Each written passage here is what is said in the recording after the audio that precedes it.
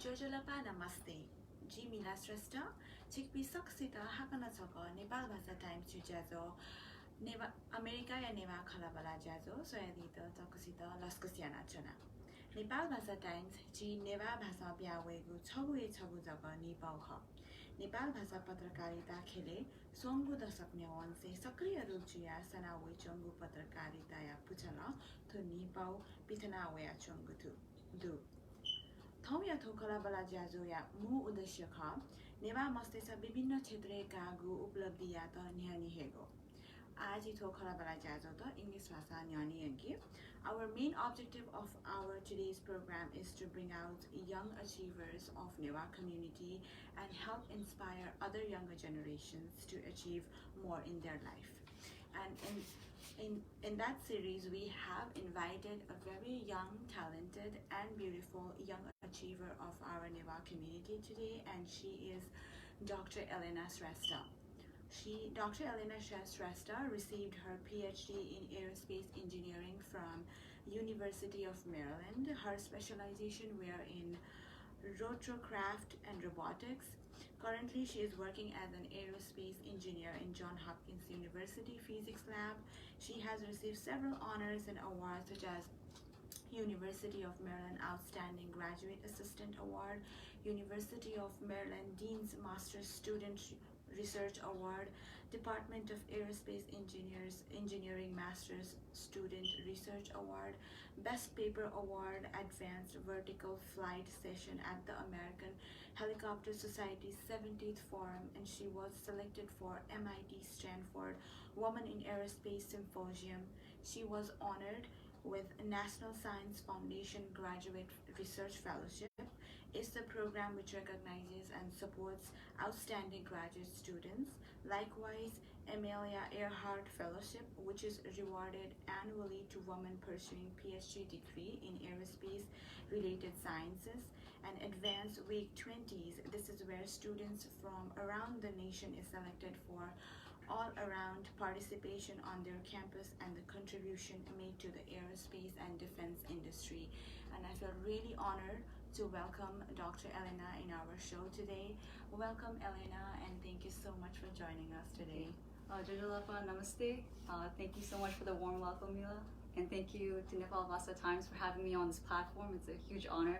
Thank you. Sure. So, so let's begin our conversation, So the very first thing that comes into my mind whenever I hear aerospace engineering is like building rockets, correct me if I'm wrong, can you explain, I'm sure that's not it, so can you explain what are the broad spectrum of aerospace engineering, what are its scope, and once someone graduates from it, so where they expect to work? Yeah, it's a really good question. So aerospace itself is a very diverse field. At the top level, it can be broken down into two main subsets. One is aeronautics and the other one is astronautics. And aeronautics deals with more of aerial vehicles in the Earth's atmosphere. So you can imagine things like aircraft, helicopters, missiles, those kind of things. And astronautics is more about what's operating in space, so space shuttles and satellites. So it's a huge field with lots of different opportunities to work on various vehicles. And for a person graduating with an aerospace degree, you can work in many companies. You have private industries like Boeing, Lockheed Martin, or you can also work for the government like NASA, or through even organizations like Johns Hopkins University Applied Physics Lab. Okay, so it's definitely a heavy subject matter there. Okay. So anyway, what made you choose this field, and was there any specific moment or any experience that led you to make this decision about becoming the aerospace engineer? Right, so I had a very funny story actually. So growing up in, I think, early high school, I was actually thinking of, pursuing the medical route because I wanted to, give back to society and really wanted to make a difference there. And I remember this, it was very random. We had an internship, well not an internship, but a visit to NASA's Goddard Space Flight Center. And so me and my whole class, we went there and they put on an exhibit for, the space exploration, what's going on there, and images and videos from the Hubble Space Telescope. And that really inspired me. That was completely surreal. I couldn't imagine there's whole other place outside of the Earth that I wanted to explore. And so that somehow pushed me from going the medical route to switching over to aerospace. And when I told my dad that, he was relieved. He was like, I'm glad you're going the engineering route, and I'm glad it's aerospace. Any other engineering, I would have been disappointed. Oh. Yeah. All right, that sounds great. I mean, that's a really great story. I think every children should, go around and explore things to Right. understand what the opportunities are there. Okay, so you also just recently achieved your PhD degree, right? So Mhm. can you explain what was your PhD about? What was your what is your research important, and what are the real world implications? So my background is in aeronautics, and my PhD actually involves designing and developing this really unconventional miniature rotorcraft called the cyclocopter. And if you can imagine, helicopters, the rotors spin along a vertical axis, so they make a disc, right, the rotor. Now, for the cyclocopter, it's very different. You have blades spinning around the horizontal axis, so instead of a disc, you're seeing a cylinder. So whenever I describe this, many people have come up to me and said, yeah, that sounds like a vehicle with egg beater rotors, right? Can you imagine that? And so, and the reason why we're pursuing this, right now especially, there's a huge explosion in the drone industry, right? Everyone can just go to the, store and buy a quadcopter and fly it around. There's a lot of interest in that. And so my research question, kind of asks, is that really the most efficient vehicle, right? These multi-copters, these quadrotors. And so what I try to prove with my PhD is that there's a different configuration available called the cyclocopter that has its advantages, and that we should possibly explore that in the near future. All right, okay, that's great. I hope all the best for your future endeavors.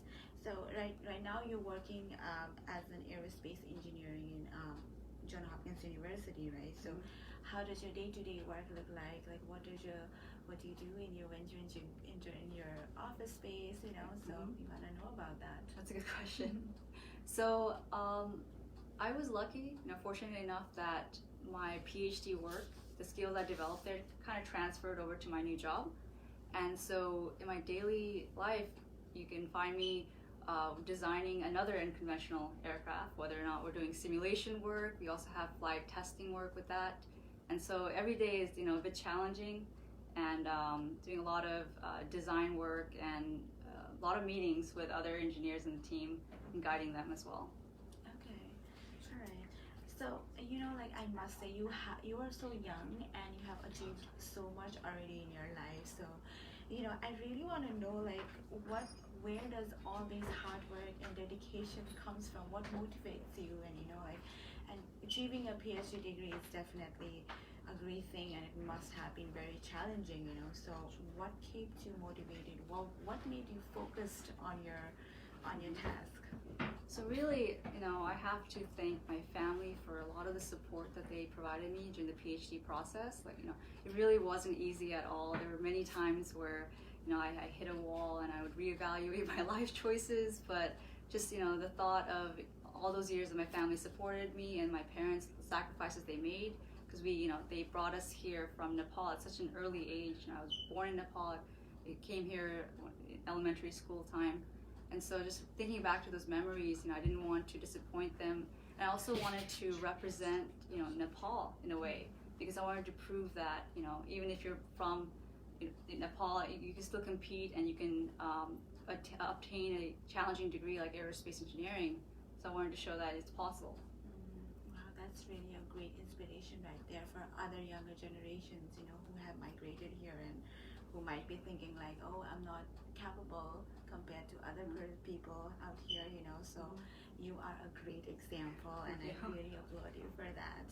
Okay, moving forward. Okay, I also know that you are members of several organizations, right? Like Society of Women Engineers, Women in Aeronautics and Astronautics, and under which I guess you are also the vice president of UMD student chapter, right?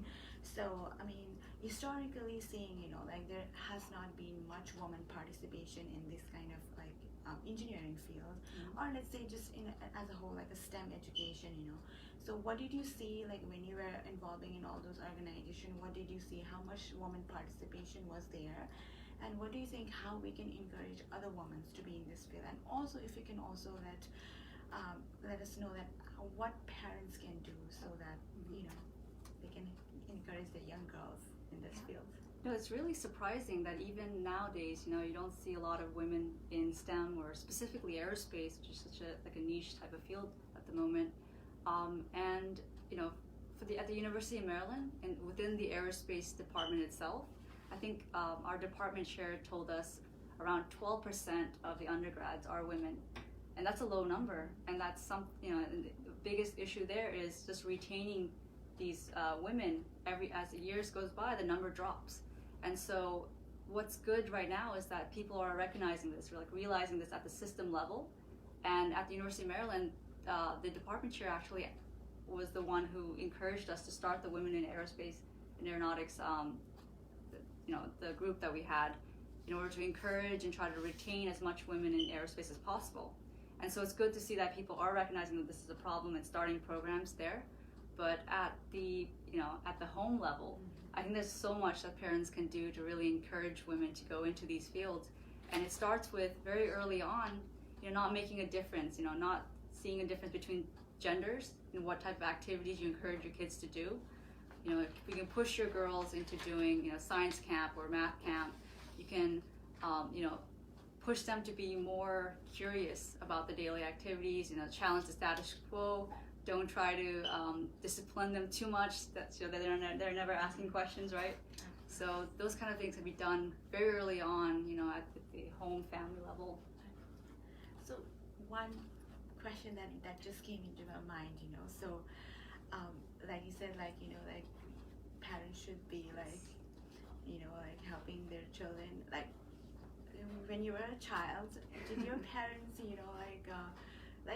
usually when it's a girl child, they usually bring out the dolls or, play with doll and all. Right. So, did your parents ever help you? Not just dolls, but did they bought you cars and everything to make, That's a good question. I think I'm going to embarrass my parents real quick. Hope they're not listening. No, I think it was really different. It's they didn't really try to push me into getting those Barbie dolls, things like that, right? Both my dad and my mom, they made sure I was able to play with Legos. They encouraged me to go out and join different clubs. At no point, from my memory, do I remember them saying, you can't do something just because you're a girl. And they really pushed me to be independent, and they didn't really restrict anything. And so I think that really helped, because that made me feel more independent, right? And so and that impacted my decisions moving forward, because there are a lot of times where you kind of question yourself, but because of the upbringing and the support that I received, that just keep pushing forward. Yeah, that's a really great thing that you just mentioned. I mean, parents really need to work hard to, bring out that gender equality. Right. I think it starts from home, and then every parent should have that in their Right, I mind. think that's the biggest factor, right? Just having that a support net at home. Yes. Okay. So let's move forward with some more questions. So, now I want to know, if someone wants to,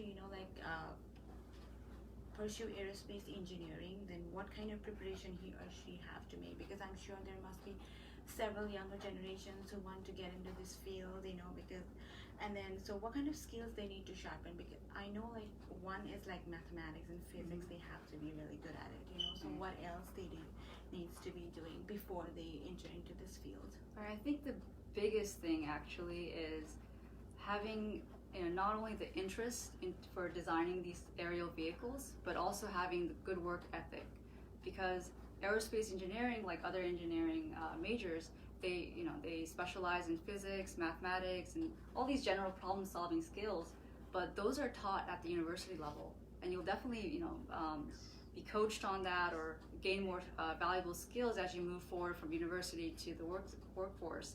But I think the biggest factor is having that curiosity, right? Wanting to explore, wanting to question why things are happening at the fundamental level, I think that's the most important part, and I wouldn't discourage anyone who's maybe struggling with math or physics in middle school, high school, because there's definitely a lot of opportunities to improve those skills, and that's something that happens after multiple years of experience, not something that you're just born with. Yeah. Yeah. I mean, if you want it, then you just have to go Exactly. for it, and try hard work. Hard work is the most important, I guess, right? Okay. So, I again want to take you back a little bit to your childhood, because I came to know that, from a very young age, you have been involved in a lot of extracurricular activities, like you already mentioned, right? So, what other kind of extracurricular activities you were active in? And do you think like those were the things that made you who you are today? How do you think those have impacted you in your life? That's a very good question.